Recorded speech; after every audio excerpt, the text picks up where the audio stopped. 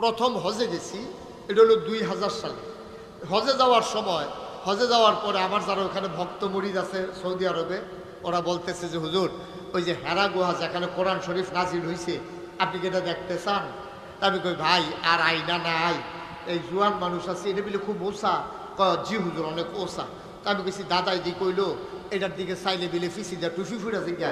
কই জি হুজুর এটা অনেক ওসা তো, এমনি মাথা আলগি দিয়ে চাওয়ার লাগে টুফি ফুটা জিজ্ঞা।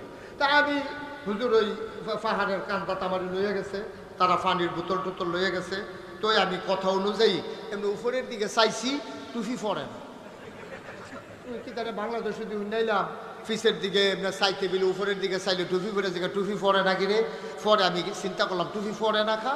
পরে খেয়াল করে দেখলাম ওই যে হজের সময় যে মাথা কামাইছি, ছোটো ছোটো চুলে কামড় দিয়ে দুটা রাখছে টুফি।